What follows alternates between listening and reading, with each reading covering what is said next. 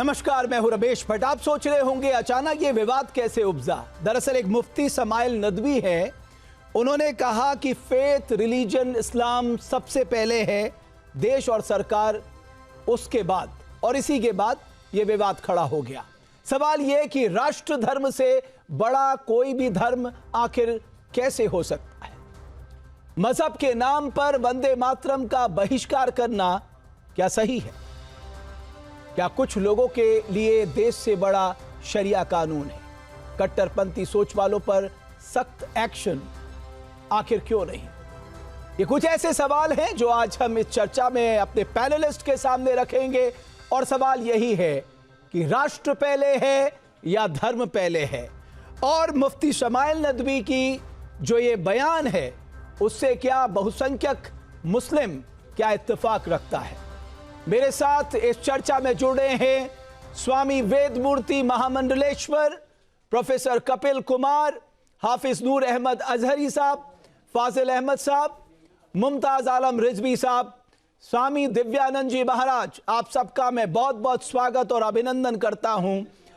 और फाजिल साहब, मैं दिल से चाहता था कि आप इस डिबेट में आए, और उसका पीछे कारण था क्योंकि आप वो शख्स हैं जो हर बात मुझे ये बता रहे थे और बिल्कुल सही कह रहे थे कि देश के संविधान ने आपको वो ताकत दी है, देश के संविधान ने वो आपको सब कुछ दिया है जो हर व्यक्ति को यहां पर मिला है। जो मेरे पास है वो आपके पास है। क्या आप भी इस उलझन में हैं जिस उलझन में समाइल नदवी हैं? क्या आपके सामने भी ये पशोपेश है जो पशोपेश समाइल नदवी के सामने है कि आपके लिए राष्ट्र बड़ा है या मजहब बड़ा है? देखिए, कोई क्लेश ही नहीं है, कोई क्लेश नहीं है। हमारा जो देश है एक बास्केट है जिसमें सभी धर्म के लोग ऐसे बैठते हैं जैसे माँ अपने बच्चों को अपने गोद में बैठा लेती। कोई क्लेश होता तब ना हम बात करते। हमारा मजहब पूरी आज़ादी संविधान दे रहा है, कहीं कोई क्लेश ही नहीं है। अब कि जिसकी अपनी कोई राय हो सकती है, उसको कहीं कोई प्रॉब्लम महसूस हुई होगी, वो कह सकता है। उसको आप लेकर के पूरे देश के 140 करोड़ जनता पर उस पर नहीं बात कर सकते। हमारे हिसाब से तो हमको कभी तकलीफ ही नहीं हुई। मैं आपसे पूछ रहा हूं, आपके लिए प्राथमिकता क्या है? आपने आगे क्या रखा है? आपने राष्ट्र को आगे रखा है या धर्म को आगे रखा है? आपने दीन को आगे रखा है या शरिया को आगे रखा है या देश को आगे रखा है या संविधान को आगे रखा है? हमसे कहता है कि आप अपने मुकद्दस दीन की पूरी तरीके से अपना जीवन जी सकते हैं। हमारा संविधान कहता है, कोई संविधान हमको मना ही नहीं कर रहा है कि आप मत करो। बट आपके जो मुफ्ती समाइल नदवी हैं तो कह रहे हैं आपकी अप्रोच गलत है साहब। इसी गलत अप्रोच के चलते तो आप परेशान हैं। ही कह दिया कि पर्सनल किसी के साथ क्या व्यवहार हुआ, कैसे उन्होंने उसको समझा।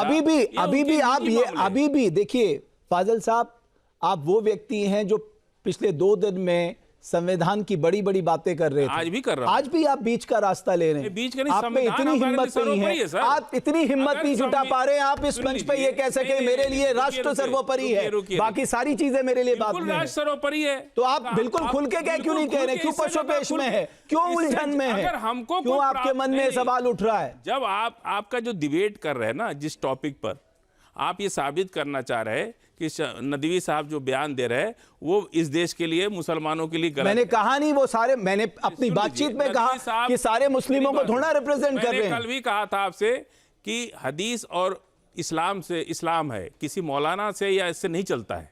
ये हम सब दुनिया के सारे मुसलमान अपने दीन और हदीस पर काम करते हैं, नबी के फरमान पे काम करते हैं, कुरान पे अकीदा रखते हैं। हमारा संविधान कहीं अगर हमको रोकता तो ना तो हमको नमाज पढ़ने से रोकता है, ना हमें दफन होने से रोकता है, ना हमें निकाह करने से रोकता है, ना हमें अपनी जिंदगी जीने से रोकता है। आप कै बजे सुबह, लेकिन नदवी कह रहे साहब इसे पीछे रखिए, आप पहले धर्म को आगे रखिए। नदवी का पर्सनल हो सकता है। रिजवी साहब, मैं आपसे चाहता हूं, आपके सामने ये पशोपेश है या आपके मन में बिल्कुल क्लियर पिक्चर है कि राष्ट्र सर्वोपरि है, बाकी चीजें बाद में आती हैं?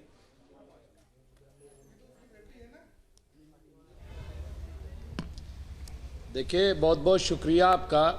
पहली बात तो ये मैं कह दूं, मैं किसी का तर्जुमान नहीं हूं और किसी की डुगडुगी बजाने के लिए किसी चैनल पर नहीं जाता हूं, नंबर 1। नंबर 2 ये कि मैं आपको बिल्कुल क्लियर कट कह दूं कि जब दीन की बात होगी, जब दीन फॉलो करने का वक्त होगा, ठीक है, तो हम शरीयत को सामने रखेंगे, और जब देश को फॉलो करने का वक्त होगा तो हम देश को, आइन को सामने रखेंगे। इसमें कहीं कोई टकराव नहीं है। अगर हम नमाज पढ़ने के लिए जा रहे हैं तो जाहिर है कि वहाँ पे हमारा दीन पहले होगा। हाँ, और अगर हम अदालत में जा रहे हैं, बॉर्डर पे जा रहे हैं, देश के लिए लड़ने जा रहे हैं, तो आइन और संविधान हमारे सामने होगा। तो ये इसमें कहीं कोई टकराव नहीं है, नंबर एक। नंबर दो ये कि जब हम बार बार कहते हैं, सुनिए, जब हम बार बार कहते हैं कि इसी संविधान ने हमें आर्टिकल 25 दिया है कि जिसमें अपने मजहब पर प्रैक्टिस करने और तबलीग करने की आज़ादी है, तो आप खुद ही तय कीजिए ना, किसी के कहने पे क्यों जाते हैं कि किसी ने कोई बयान दे दिया और आप जो है उसको लेकर के चल पड़े। अरे भाई, उनकी क्या हैसियत है, क्या है वो देश के कोई मुफ्ती है क्या पूरे देश के? हाँ? कोई वो देश उनके कंट्रोल में, पूरी मिल्लत उनके कंट्रोल में है क्या? हाँ? कि कोई कैसा बयान देगा आप लोग डिबेट शुरू कर दोगे? हाँ? तो कहीं कोई टकराव नहीं, पूरी जंगे आज़ादी लड़ी गई, कहीं कोई टकराव नहीं हुआ, हमारा संविधान बना, कहीं कोई टकराव नहीं हुआ। ये 75 साल बाद क्या ड्रामा शुरू हो गया है? ये क्यों इस तरह का ड्रामा किया जा रहा है? और दूसरी चीज में एक चीज आप लोगों नहीं ने, तो ये अगर आप इसको ड्रामा मानते हैं तो इस ड्रामा को शुरू कौन कर रहा है? किसी को तो वहां पे तो कहीं कोई किसी ने सवाल नहीं किया। इस ड्रामा को शुरू कौन कर रहा है? नहीं, मैं क्या, आप शुरू कर रहे हो? अरे बिला वजह काहे इतनी अहमियत दे रहे हो भैया उनको? अरे रिजवी साहब, अगर मैं ये कहूं कि कोलकाता में जब पहली बार वंदे मातरम गाया गया तो उस समय कांग्रेस के अध्यक्ष एक मुस्लिम थे, उन्हें परेशानी नहीं हुई, लेकिन आप कहते हैं कि साहब हमें परेशानी है। एक केवल बनाने की बात कर रहे हैं, उन पे बहस कराइए। जो 25 तारीख को अभी जिन लोगों ने तोड़फोड़ की है जगह जगह जा करके, तो उन पे भी बहस करा लो ना। भारत का कानून उनके खिलाफ कठोर से कठोर कार्रवाई करेगा। अब्दुल कलाम की शान में गुस्ताखी जिन्होंने की है और उन्हें बुरा भला कहा, कहां कर? अरे तो आप तो कानून तो फिर सबके खिलाफ करेगा, तो आप कहे डिबेट कर रहे हो? करना है तो सब पे डिबेट करो, सब मिला करके करो। किसी एक को लेकर के आप क्यों चुन करके उसको टारगेट करते हो? क्या जरूरत है इसकी? आप एक तरफ आप अपनी बात में खड़े नहीं है। एक तरफ आप कह रहे हैं समाइल नदवी जो है वो सारे मुस्लिमों को रिप्रेजेंट नहीं करते, दूसरी तरफ आप कह रहे हैं कि उनके बयान पे आप चर्चा क्यों कर रहे हैं? भाई, अगर वो व्यक्ति ने बोला है, मैं तभी तो आपसे आपकी राय पूछ रहा हूं। अरे भाई, वो इसीलिए तो कह रहा हूं कि चर्चा करने कौन सी जरूरत है, कौन से वो। अब मैं अगर मैं वंदे मातरम पे बात करता हूं, आप कहते हैं आप वंदे मातरम पे क्यों चर्चा कर रहे हो? यति नरसिंहानंद पे कराओ, देवकी नंदन ठाकुर पे डिबेट करवाइए, आप धीरेन्द्र शास्त्री पे डिबेट कराइए, जिस तरह की बयानबाजी हो रही है। नहीं, लेकिन डिबेट क्यों नहीं कराते आप? हमने जब वंदे मातरम पे चर्चा की तब भी आपने यही कहा। रजवी साहब, ये लोग बयान नहीं दे रहे हैं। रजवी साहब, जब हमने का ऐलान करना क्या है ये? रजवी साहब, जब हमने वंदे मातरम में चर्चा कराई तब भी आपने ये आपत्ति जताई, आप वंदे मातरम पे चर्चा क्यों कर रहे हो? जबकि मैंने आपको याद दिलाया कि कोलकाता अधिवेशन में जब वंदे मातरम गाया गया तो उस कोलकाता अधिवेशन में कांग्रेस के अध्यक्ष मुस्लिम थे, उन्हें कोई दिक्कत नहीं हुई, लेकिन हमारे रजवी साहब को दिक्कत होगी। आज भी कोई दिक्कत नहीं है? कहां दिक्कत है आप बताइए? ये कहां दिक्कत है, हमें ये तो बताइए। दिक्कत कहीं कोई है ही नहीं। दिक्कत ये है कि आज कुछ नाम नेहाद राष्ट्र के ठेकेदार जो राष्ट्र को बेचने का काम कर रहे हैं, वो मुसलमानों को चुन चुन कर उन पे सर्टिफिकेट मांग रहे हैं कि आप दिखाइए कि आप राष्ट्रभक्त हैं कि नहीं। अरे सर, एक बात बताइए, हर कोई कहता है साहब वंदे मातरम गाएंगे, आप कहते हैं हम नहीं गाएंगे कि हम राष्ट्रभक्त हैं। ये सर्टिफिकेट बांटने वाले जो देश को बांट रहे हैं, वेदमूर्ति साहब जो है मेरे साथ महामंडलेश्वर, कितना शक करोगे? कभी पाकिस्तानी कह दिया जाता है, कभी गद्दार कह दिया जाता है, कभी आतंकवादी कह दिया जाता है। भाई, अभी देखो, एक चीनी कह के एक हिंदुस्तानी को मार दिया उत्तराखंड में। क्या तमाशा है ये? रिजवी साहब, वहां बिहार में मार दिया, एक दलित को मार दिया। रिजवी साहब, क्यों मार दिया? रिजवी साहब, इतनी आप उस पर डिबेट कराइए। आपने इतनी लेक्चर दे दिया, बलात्कारियों को छोड़ा जा रहा है, सुप्रीम कोर्ट ने आज स्टे कर दिया। सुनिए, उस पे बहस तो आप देश के कानून पे विश्वास है कि आपने इतना सब कुछ सुना दिया, लेकिन वंदे मातरम नहीं सुनाएंगे मुझे?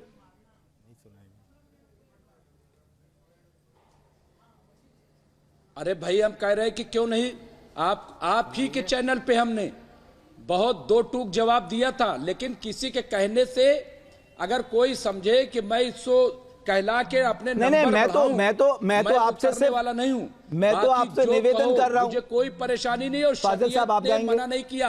नहीं फाजिल साहब आप जाएंगे, मैं पूछ रहा हूं, मैं कोई दबाव नहीं डाल रहा हूं, मैं सिर्फ आपसे विनती कर रहा हूं कि क्या आप गाएंगे? हाँ 70 साल से गाते आ रहे हैं। नहीं तो आप थोड़ा कोई नहीं, कुछ नहीं। वेद मूर्ति साहब को सुनाइए आज। एक मिनट रुक जाइए, वेद मूर्ति साहब आपका ये अनुरोध फाजिल साहब से सुनिए। आप सुनाइए, अगर आपके अंदर इन्हीं से सुन लीजिए, संविधान को नहीं इन्हीं से सुन लीजिए, ये तो उसके ठेकेदार है ना।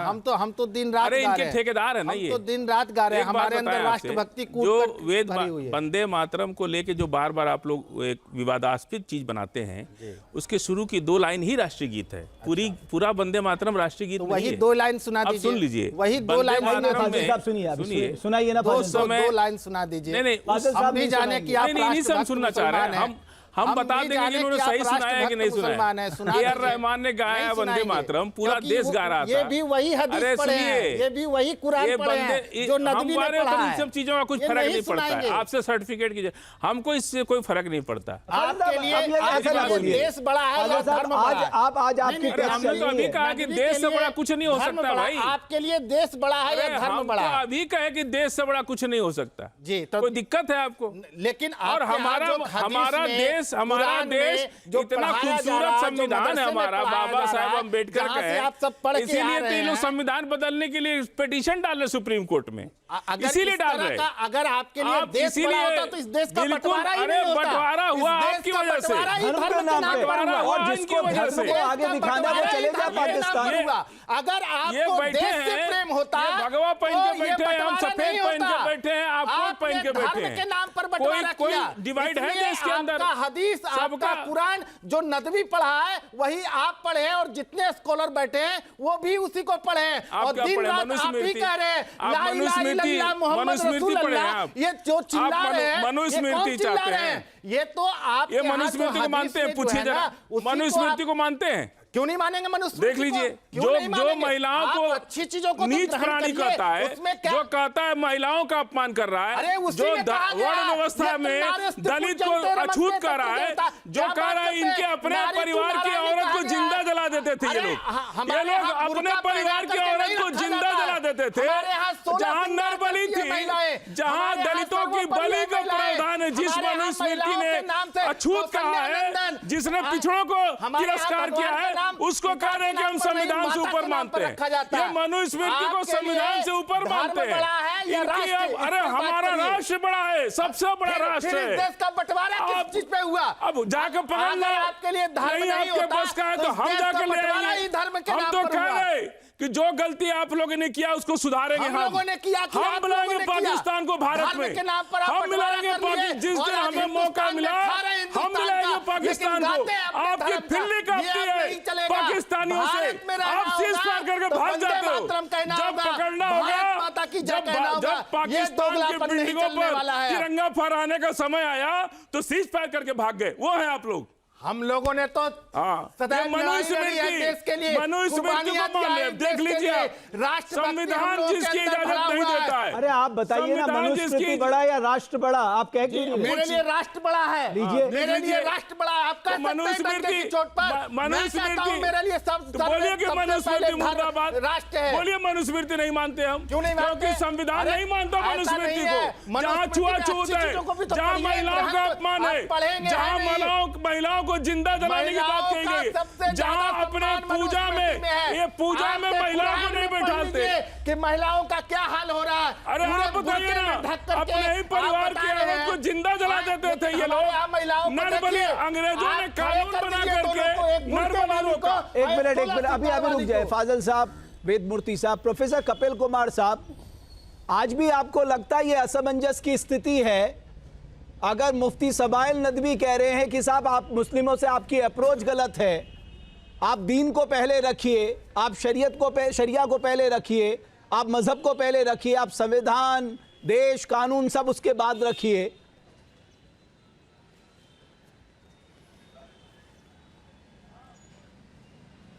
भट्ट जी, मैं किसी के बीच में नहीं बोला था। तो मैं नहीं चाहूंगा कि मेरे बीच में कोई बोले और मुझे ध्यान से सुन ले। ये जो आपके जो नकवी साहब हैं, कौन है जो कह रहे हैं ना कि दीन को ऊपर रखें, तो चलिए मैंने 1 मिनट को इनकी बात मान ली कि धर्म जो है वो देश से ऊपर है। तो मेरा इनसे एक सवाल ये है कि अगर धर्म देश से ऊपर है तो इनके जो दादा परदादा और परदादा थे, उन्होंने उस समय अपने धर्म को त्याग करके किस डर की वजह से दूसरे धर्म को अपनाया था, जरा उसका भी ये जवाब दे दे। दूसरी बात का मुझे जवाब दे कि एक भी इनके मुंह से ये नहीं निकलता जब पाकिस्तान और बांग्लादेश में बैठे वो कट्टर मुल्ला ये चिल्लाते हैं कि हम गजवाए हिंद करेंगे, गजवाए बंगाल करेंगे, गजवाए बिहार करेंगे, तब इनके मुंह से जवाब नहीं निकलता। और फिर मुझे एक बात बताए कि अगर धर्म जो है देश से ऊपर है तो दुनिया भर के अंदर बलोच जो अपने धर्म की बात, क्या बलोच का धर्म नहीं है? क्या बंगाली मुसलमानों का धर्म नहीं था जिनको पाकिस्तानियों ने जो है जिनकी औरतों के रेप किए थे और मारा था? वहां इनका धर्म कहां चला गया था? वहां धर्म कहां चला जाता है जब चीन के अंदर इनके धर्म के ऊपर लगातार प्रहार होता है? वहां उस चीन के खिलाफ इनके मुंह से किसी की आवाज नहीं निकलती। तो ये सवाल। और दूसरी बात मैं आपको एक और बता दूं, इस देश में मुसलमान, बहुत सारे ऐसे राष्ट्रवादी मुसलमान हैं जिन्होंने देश के लिए बड़े बड़े त्याग दिए हैं, लेकिन इन मौलाना ये कट्टरपंथी जो है इनके मुंह जबान से कभी भी अजीमुल्लाह का, अशफाकुल्लाह का, मकबूल शेरवानी का, अब्दुल हामिद का ये नाम इनके मुंह से नहीं निकलते। इनके मुंह से सिर्फ वही निकलेंगे जो जिन्होंने देश के साथ वो किया। और फिर भाई मुझे एक बात बताइए, अगर आपके लिए दीन इतना बड़ा है देश से, तो फिर मुझे कहेंगे कि मैं कह रहा हूं यहां से चले जाओ। भाई मैं यहां से कह रहा हूं मत जाओ, लेकिन कम से कम जो देश तुम्हें पसंद हो, जिस देश को अंदर तुम्हारा धर्म तुम्हारे देश से ऊपर रखा जाता है, वहां चले जाओ तुम। फिर वहां की बात कर रहे हो, यहाँ पे प्रोफेसर कपिल कुमार साहब, रिजवी साहब आपका जवाब दे रहे हैं, फिर नूर अहमदी साहब के पास में जाऊंगा। यहाँ पे ठीक है रिजवी साहब। दूसरी एक बात और, एक आखिरी बात और मैं कह दूं आपको। ना तो नदवी साहब को बोल रहे हैं, उसका जवाब तो नदवी साहब देंगे। रिजवी साहब ने हाथ उठाया। रिजवी साहब, अभी तो रिजवी साहब है ना, नदवी साहब के पास आपको मिला देंगे बाद में। वो आपकी अप्रोच भी बदलने वाले हैं। प्रोफेसर कपिल जो हैं बहुत सीनियर हैं। 1 मिनट भट्ट साहब, हमारे जो प्रोफेसर कपिल साहब हैं, पहली बात तो ये बता दें कि कहीं कोई टकराव नहीं है और प्रोफेसर कपिल को इस तरह के बहसों में ये कोई चैलेंज नहीं करना चाहिए। मैं प्रोफेसर कपिल से जानना चाहता हूं कि बताएं कि जब बंटवारा हुआ देश का तो पाकिस्तान में कितने फीसद हिंदू थे? हमें इसका जवाब दें, कितने फीसद थे? और वहां अगर ये धर्म के नाम पे हुआ था और ये आप लोग कहते हो कि यहाँ मुसलमान रह गए, तो जो पाकिस्तान में हिंदू भाई हमारे रह गए थे वो कैसे रह गए थे? तो ये धर्म के नाम पे जो बंटवारे वाली बात करते हो बार बार, ये बिल्कुल बंद कर दीजिए। वो पॉलिटिकल, मैं जवाब दूंगा दोनों बातों। उसमें तकसीम थी और इक़्तिदार के लिए तकसीम थी और इसमें अंग्रेजों का बहुत बड़ा हाथ था, इसलिए इस तरह की बहसें तो बंद कर दीजिए। हम एक सेकुलर, और हम ये फख्र से कहते हैं कि हमने टोपी वाले जिन्ना को पसंद नहीं किया बल्कि चोटी वाले गांधी जी को पसंद किया, और ये हमारी चॉइस थी। इसमें क्या परेशानी है? और अगर हमारी चॉइस न होती और हमें संविधान पे यकीन न होता तो क्यों रहते हम यहाँ पे? तो इस देश पे हमें यकीन है, देश में रहने वाले लोगों पे हमें यकीन है और संविधान पे यकीन है। हाँ ठीक है प्रोफेसर कपिल कुमार, आप जवाब दीजिए। रिजवी साहब आप जवाब ले लीजिए। लेकिन जहां हमारा दीनी मसला होगा, सुनिए, हमारे यहाँ एक चीज कही जाती है, सुन लीजिए, एक चीज सुन लीजिए। अरे भट्ट साहब एक मिनट बस आखिरी जुमला भट्ट साहब सुन लीजिए। रमेश भट्ट साहब बोलिए। सर मैं सुन रहा हूं। आखिरी जुमला मैं ये कह रहा हूं कि देखिए, हमारे वालिदैन हैं जिन्होंने हमें पैदा किया, हमारी परवरिश की। गौर से सुनिएगा, हमारे वालिदैन जिन्होंने हमें पैदा किया, हमारी परवरिश की, ठीक है, उनका हुक्म मानना हमारे लिए फर्ज है।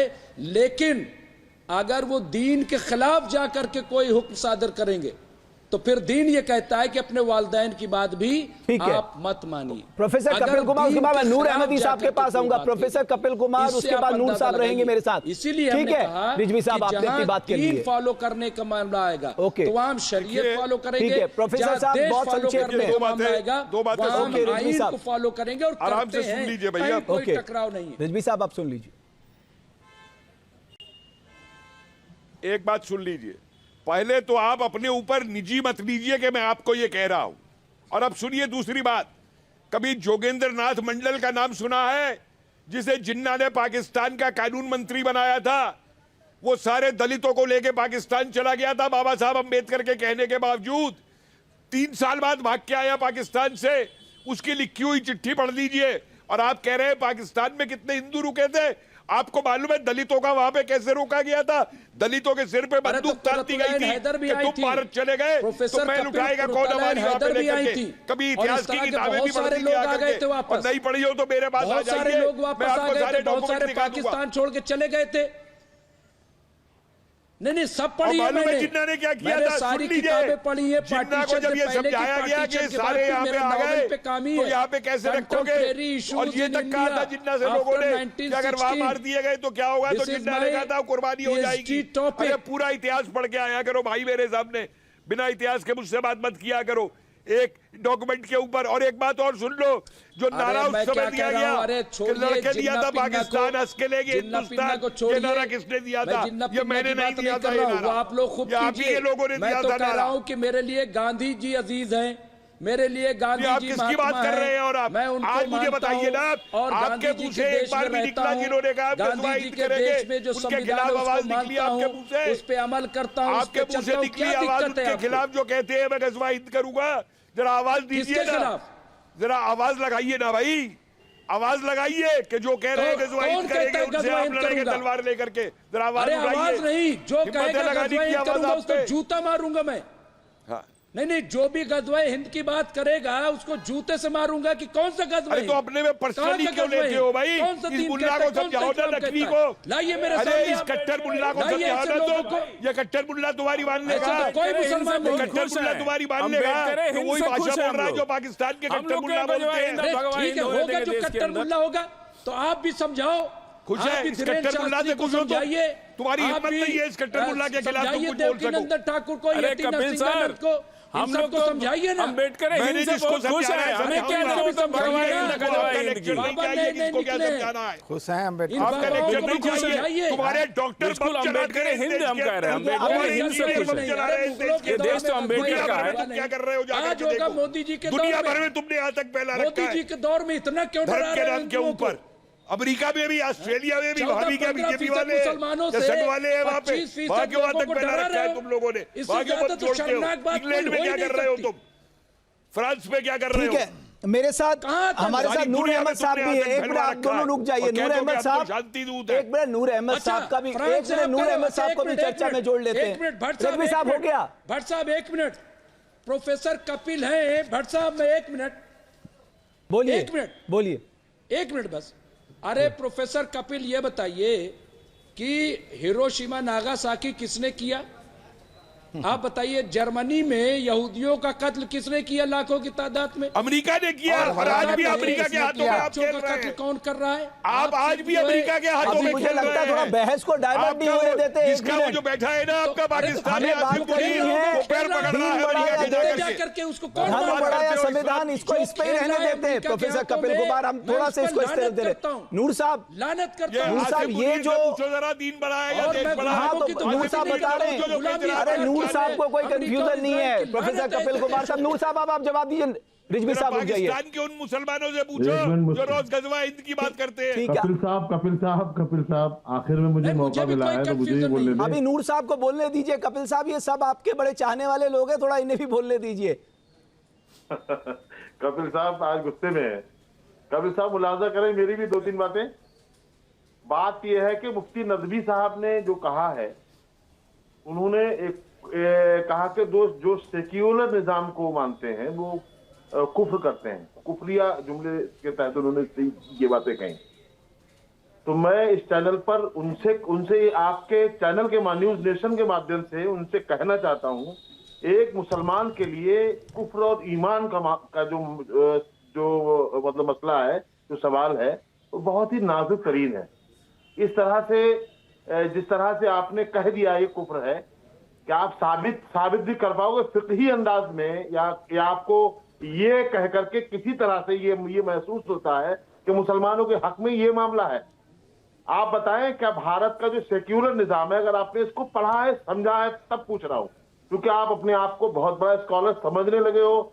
मैं आपकी तौहीन नहीं कर रहा हूं, श्रीमान जी, लेकिन सुनो, कहने दे दो मुझे। आप रोज अपना बयान बदलते हैं, मैं आपकी तरह बयान नहीं बदलता हूं। हाँ, क्या हुआ?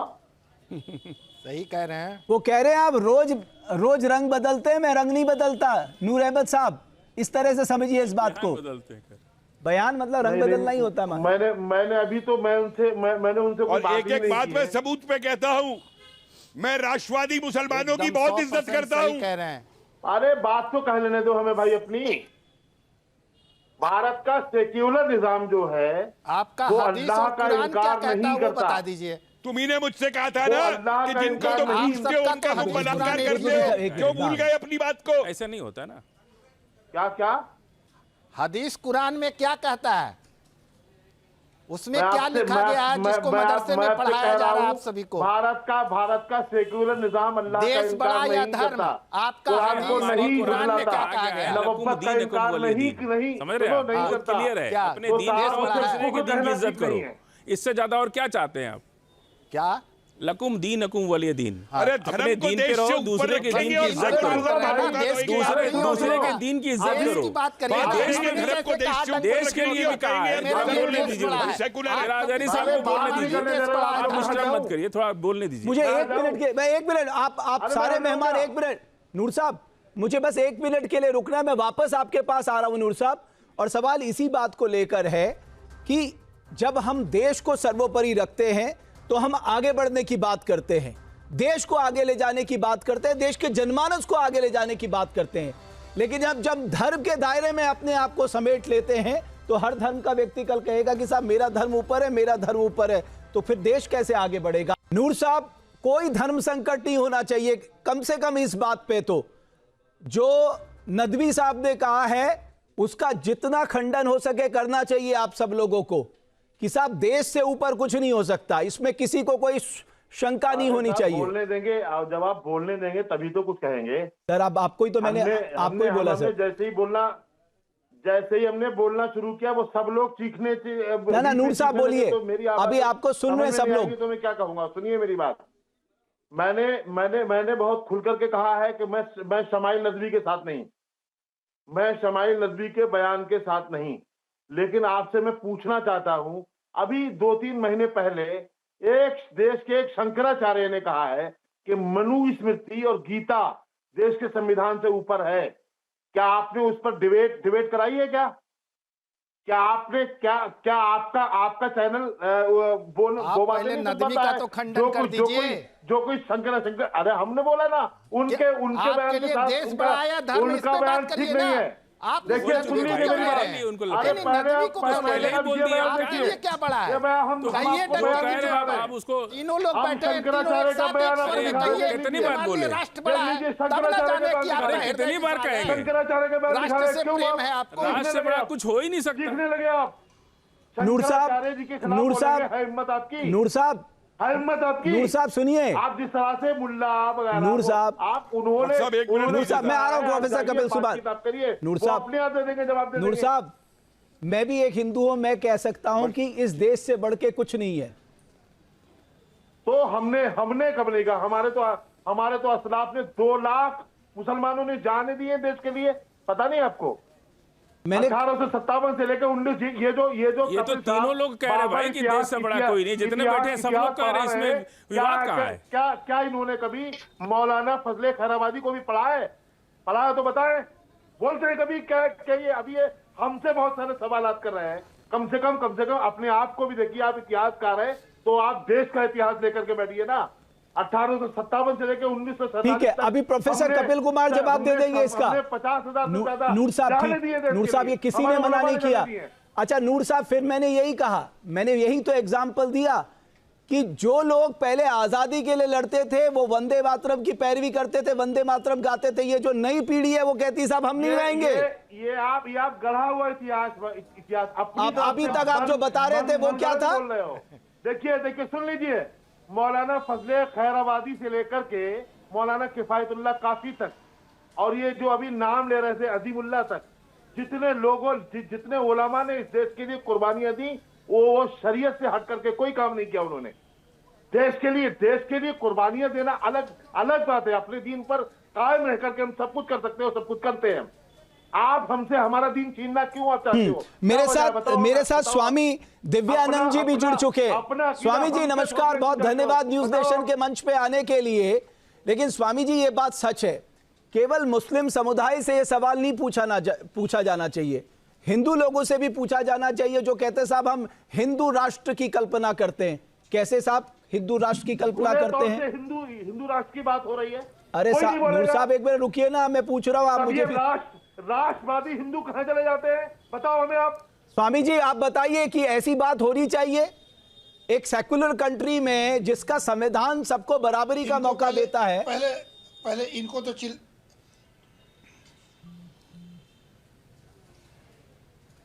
देखिए भाई, मेरी बात से तकलीफ हो सकती है। पहले तो वंदे मातरम बोलूंगा सभी पैनलिस्टों को, वंदे मातरम। वंदे मातरम। दूसरी बात, देश हमारा है, जिसने भी कुर्बानियां दी सभी लोग कुर्बानी दिए हैं, सभी धन्यवाद के पात्र, सभी आदरणीय है, पूजनीय है। रह गई बात कि सबको बराबर, सभी को बराबर का दर्जा दिया है, किसी को कभी कोई दो राय नहीं है, किसी के साथ कोई दोहरा सौतेला व्यवहार नहीं हुआ है। बड़े बड़े पदों पर आज भी हैं, पहले से रहे हैं, किंतु देश पहला। और उसका कारण भी बता रहा हूं, उसका सिद्धांत भी बताऊं। कहा गया गुरु गोविंद दोहु खड़े काको लागू पाऊं। भगवान से पहले गुरु को पूजते हैं। जब भगवान से पहले गुरु को पूजते हैं, क्यों? हमारे गुरु हैं, उनकी कृपा से ही मैं भगवान तक पहुंचा हूं। हमारे माता पिता पृथ्वी पे लाने वाले हैं, तभी तो मैं खड़ा हूं, तभी तो बोल रहा हूं।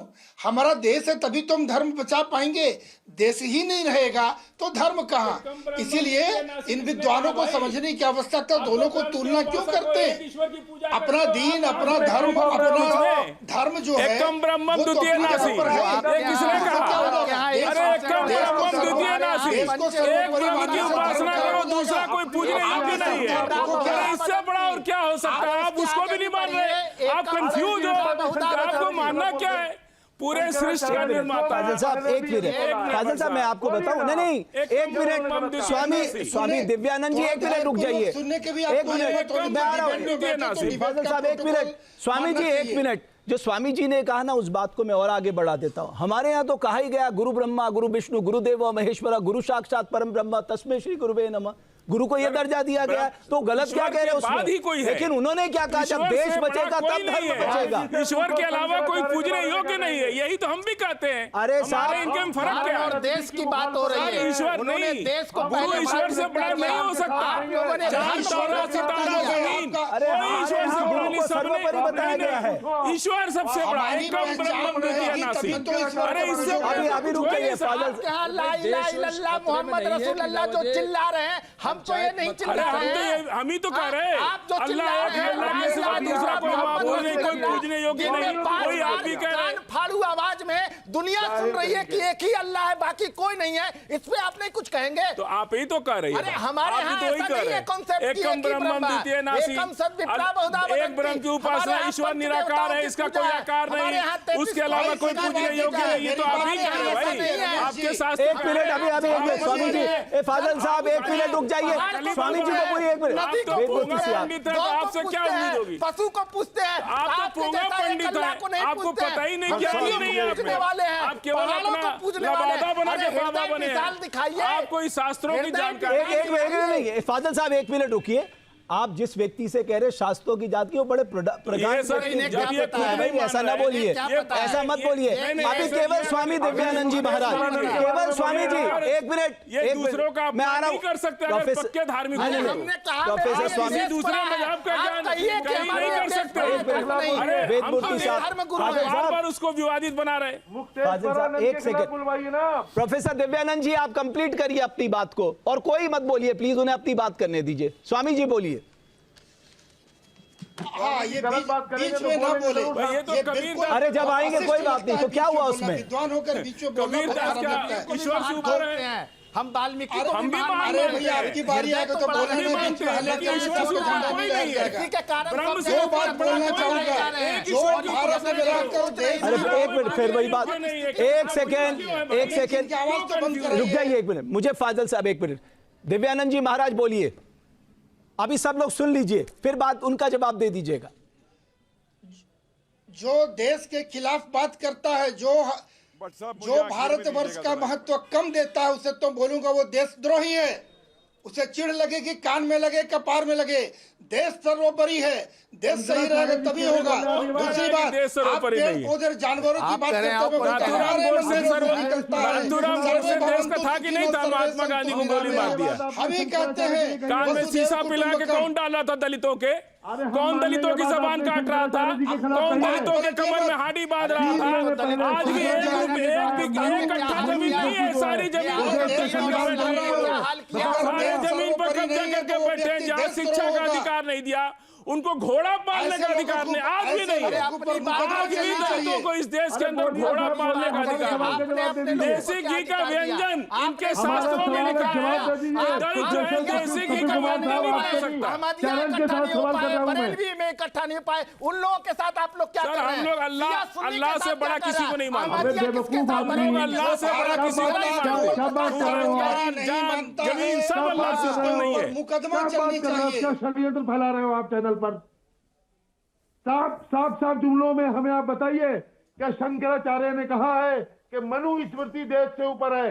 क्या आप उनके लिए कहेंगे ये जुमले जो आपने अभी बोले थे? अरे मैं कह तो रहा हूं देश ऊपर है, देश ऊपर है, आप क्यों इतना उसमें कर रहे हैं?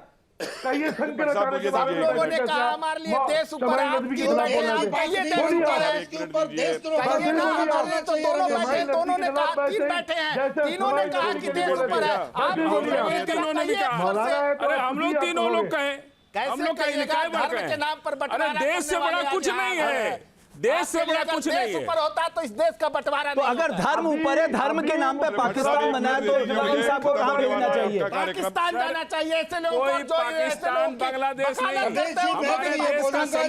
आज भी हमारे देश का संविधान जो तय करेगा वही सजा मिलेगी सबको। हमारे देश की संविधान तय करेगा, अदालतें हमारी तय करेगी। आप सोचिए ये कितना सहिष्णु देश है कि बांग्लादेश में एक झूठी इस निंदा पे एक व्यक्ति को जिंदा जला दिया जाता है, 29 साल के नवयुवक को मार के मुसलमानों को जिंदा जला दिया। और यहाँ पर कौन एक एग्जाम्पल ऐसे में आपको, और जो गला काट दिया गया सर, तीन मुसलमानों को जिंदा क्यों जला दिया? कन्हैया लाल का गर्दन रेत दी गई, तो क्या था? मैं ऐसे आपको 50 एग्जाम्पल दिला सकता हूँ। नहीं, जिन्होंने कानून को तोड़ा उन्हें कानून का कानून देगा। प्रोफेसर कपिल कुमार फादर साहब कह रहे थे, हम लोग कभी भी, लेकिन मैं एक बात कहना चाहता हूं, और कन्हैया का नूर साहब, तो भाजपा ही निकला।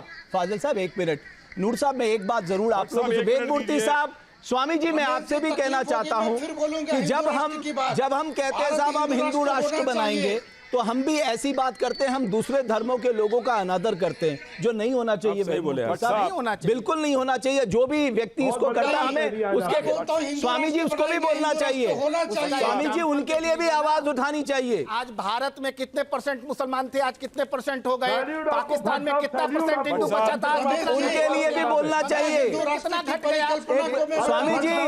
स्वामी जी मैं सिर्फ इतना कहना चाहता हूँ, जो लोग इस तरह की बात भारत में करते हैं जहां संविधान सर्वोपरि है, आप लोगों को खुलकर उनकी आलोचना करनी चाहिए। मैं आज कह रहा हूं आपसे, आपको आलोचना करनी चाहिए।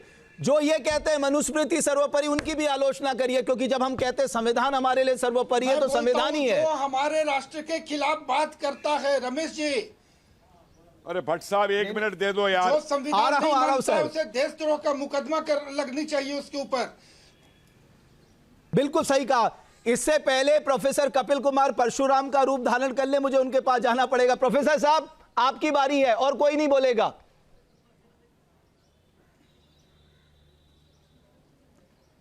देखिए, सबसे पहली बात, जिस शंकराचार्य ने यह कहा कि मनुस्मृति देश से ऊपर है, वो शंकराचार्य होने काबिल नहीं है। शंकराचार्य मर्सिडीज में नहीं घूमते थे, शंकराचार्य ने पैदल चल करके धर्म प्रचार किया था। इसको शंकराचार्य होने का हक नहीं है। और दूसरी बात सुन लीजिए, ये जो 1857 पे मुझे लेक्चर दे रहे थे ना मौलाना, इनसे कहिए जाके लाल किले में देखे, जो संग्रहालय मैंने चीफ हिस्टोरियन के तौर पे 1857 का बनाया है। इन्होंने कभी नाम भी नहीं सुने होंगे, अजीजन बाई के, बख्त खान के, इन लोगों के इन्हें नाम भी नहीं मालूम होंगे। जिन लोगों का मैंने म्यूजियम बनाना है, बिना पढ़े हुए इतिहास को खाली एक आदमी को लेकर चलिए कि उसने क्या लिखा है।